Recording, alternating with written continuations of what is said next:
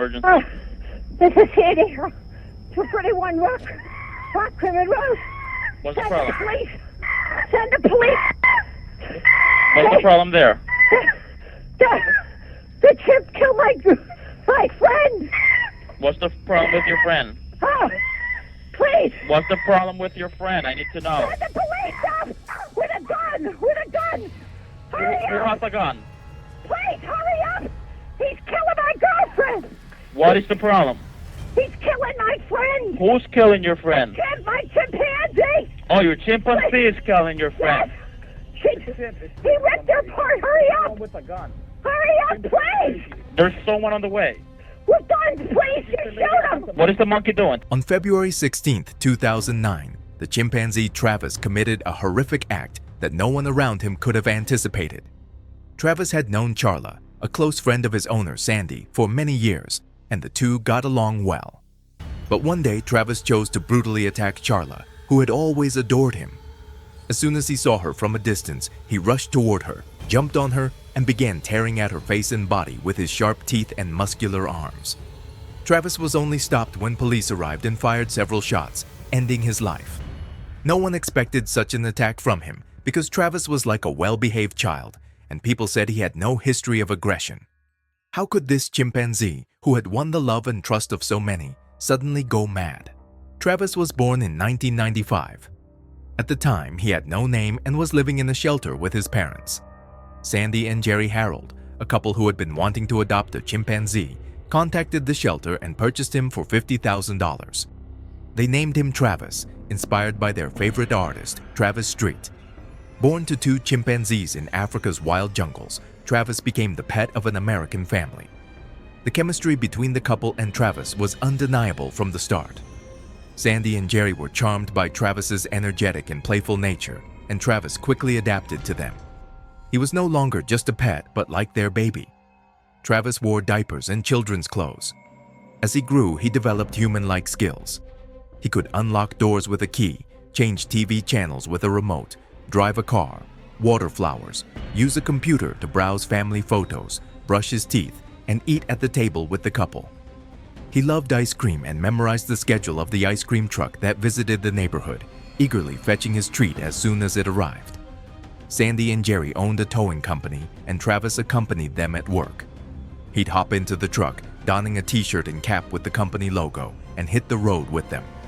The couple slept with Travis, showered with him, and, astonishingly, Travis even drank wine with them, sipping from a glass at the table. To the couple, Travis was like their own child, or even more. He was loved not only by his owners, but by everyone around. Travis adored playing with people and never made a wrong move. Neighbors who played and wrestled with him said he always knew his limits. One neighbor remarked, "He's better behaved than my nephews." Even local police got along with Travis, with some officers snapping photos with the mischievous and playful chimp. Travis was so lively yet obedient that he soon caught the attention of agencies and began starring in commercials. In one ad, for example, a woman was teaching Travis sign language, and by the end, she succeeded in communicating with him. We all have the same question. If Travis was so well behaved, how did the 2009 incident happen? Did Travis have no prior incidents? Two events before 2009 in 1996 and 2003 hinted at the warning signs.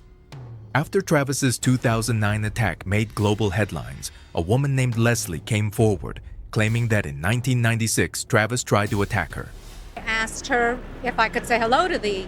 She said absolutely.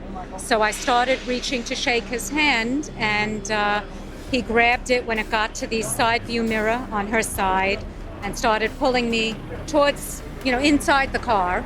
And then I'm pulling back and he bit down on my hand. She saw him in a car while walking and raised her hand to wave. Sandy blamed Leslie. She just went like this inside the car, not outside the car, inside, and it was a Corvette. There's not much room, and she just... Saying her sudden movement caused Travis to react aggressively.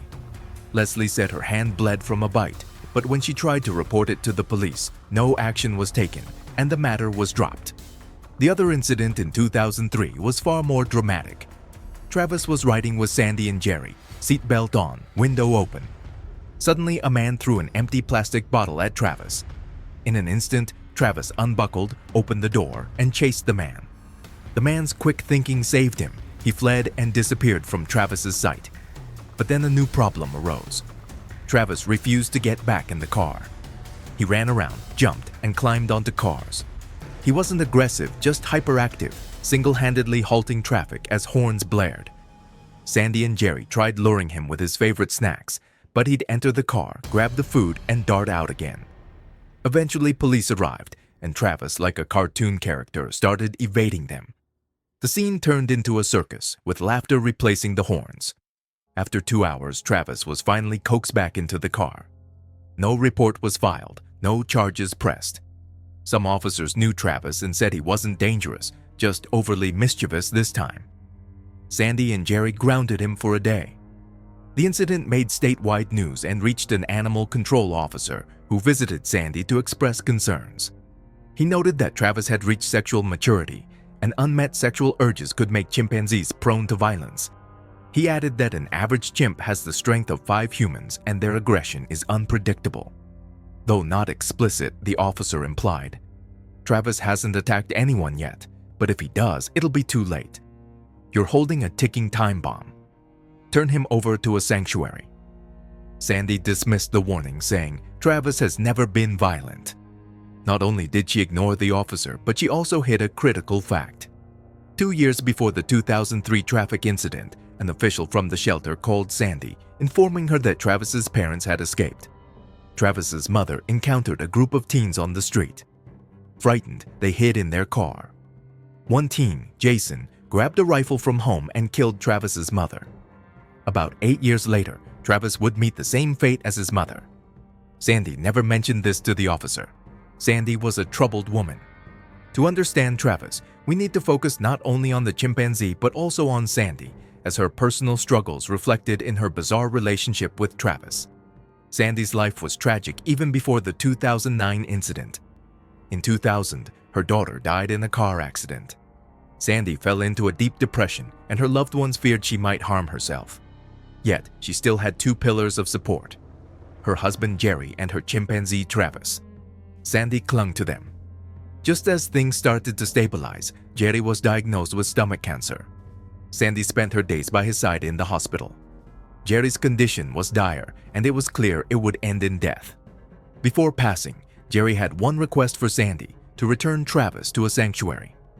As Travis aged, he was becoming more aggressive, and Sandy and Jerry, growing older, struggled to care for him. Jerry, more sensible than Sandy, was certain that after his death, Sandy wouldn't be able to handle Travis alone. So, he urged her to take Travis back to a sanctuary. But when Jerry died in 2004, Sandy ignored his wish and kept Travis. In 4 years, she lost both her daughter and husband. Travis was all that remained of her family. During this time, their relationship grew increasingly toxic. Sandy, who once gave Travis junk food only as a treat, now fed him a constant diet of processed foods and snacks.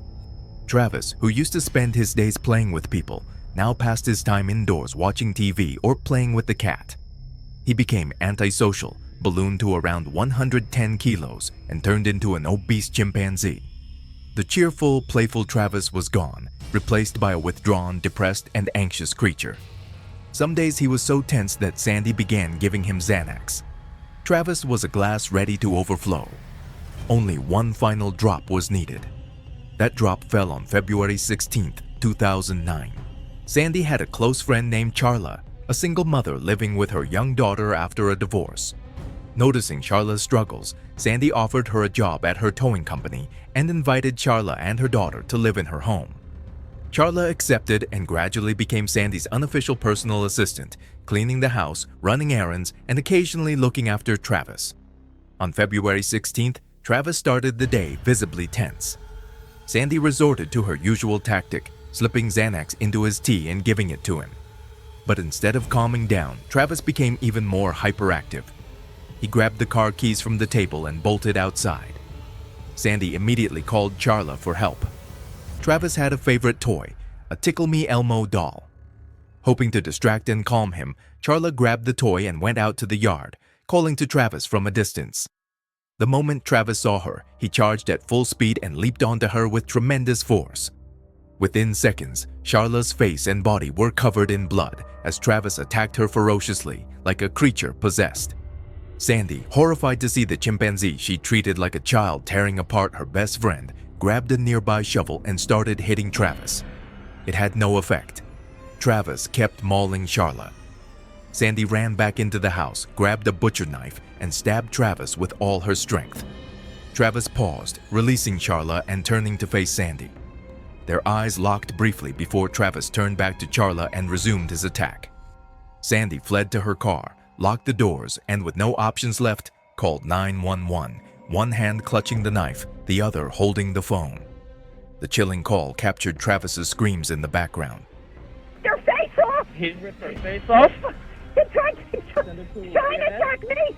Please, Okay, hurry! I need you to calm down a little bit. They're on the way. Can you put yourself away? I don't want the monkey attacking you.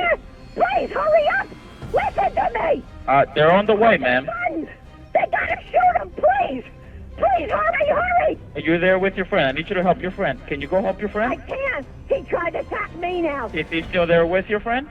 Yes, Okay, so then back off. Then don't get any closer, okay? They're already on the way. please. If the monkey moves away from your friend, let me know, okay? So we can try to help your friend. No, I can't. She's dead. She's dead. Why are you saying that she's dead? She's dead. He ripped her apart. He ripped what apart? Her face? Everything. Oh, He ripped her apart? listen, I think I'm gonna faint. I think I'm gonna pass out. No, just breathe, okay? I'm going to stay with you on the phone until they get there. Listen, please hurry. Please hurry. Oh my God. They gotta have their guns out. They gotta have their guns out. Listen to me. Oh my God. Is this your monkey or whose monkey Yes. is it? It's your monkey. No, it's mine. How do you know how big is he? How many pounds? 200 pounds. 400? 200. 200 pounds? Listen to me, please. Where are they? Where are they? And he's a chimp, correct? Yes. Where are they? They're going your way. They're going as fast as they can your way, okay? Please go faster. Please, Dirk. Please. The paramedic team arrived first, but they couldn't intervene with Charla while Travis was in that state. They waited for the police to arrive. As soon as the police arrived, Travis let go of Charla and started moving toward the officers. An officer named Frank was alone in his vehicle, and Travis was trying to get inside. He first tried the front passenger door, but it was locked. Then he tried the driver's door, and suddenly it opened. Officer Frank and Travis came face to face. Frank looked at Travis's blood-covered face, drew his gun, and fired 4 shots at him. Even after 4 bullets, Travis didn't collapse. Bleeding heavily, he staggered back to the house into his room, where he whimpered for a while before succumbing to blood loss. The responders immediately rushed to Charla's side. Charla was almost completely naked. Travis had torn all her clothes to shreds. He had ripped both of her hands from her arms, but the worst was her face. Travis had destroyed her eyes, nose, cheeks, jaw, hair, her entire head. Beyond the shattered bones in her face, her brain tissue was also damaged. When they got her to the hospital, doctors managed to reattach her jaw after hours of surgery, but her eyes were already permanently blind. Charla's face was in such a horrific state that hospital staff who treated her were traumatized and sought therapy afterward. One of those traumatized was Frank, the officer who shot Travis. Frank later said, "Wherever I look, I see Charla's face." On February 16th, as Frank arrived at the scene and learned the chimpanzee's name was Travis, he had a flashback. 10 years earlier, Frank had met Travis and even played with him. A decade later, he was forced to shoot the same chimpanzee he'd once played with. The fact that Frank was traumatized and needed therapy was chilling in itself. With a 30-year career in policing, he'd seen countless things, but he'd never encountered a scene this horrific. Similarly, hospital staff, accustomed to all kinds of injuries in the ER, had to seek therapy for the first time after witnessing this event. The horror of the incident was evident not only in the therapy sought by those who witnessed it, but also in Sandy's reaction on the phone. Someone like Sandy, who loved Travis obsessively, even more than a child, screamed repeatedly to the operator, "Shoot Travis! Kill Travis!" upon seeing his attack on Charla. Shoot him! Sandra, stay in your car. Shoot him! About 8 months after the incident, Charla appeared on Oprah's television show and said she remembered nothing of Travis's attack. a small consolation given the horrific nature of the assault. At the time, face transplant procedures were just becoming more common. Charla was offered a risky and experimental face transplant, which she courageously accepted, undergoing a remarkably successful surgery. But what happened to Sandy amidst all this chaos? Charla's family filed a $50 million lawsuit against Sandy, but she was in no state to even think about it. She never left her home, avoided the press, and couldn't bring herself to clean Travis's blood for a long time. After Travis's death, his body was cremated and his ashes were placed in a jar. Sandy slept every night clutching that jar. Just a year after the incident, she passed away from a heart condition. We're certain that the grief from these events triggered her heart, hastening her death. Per her wishes, Travis's ashes were scattered on her grave. Upon learning of Sandy's death, Charla said, "Sandy was a troubled woman. Maybe now she's found some peace."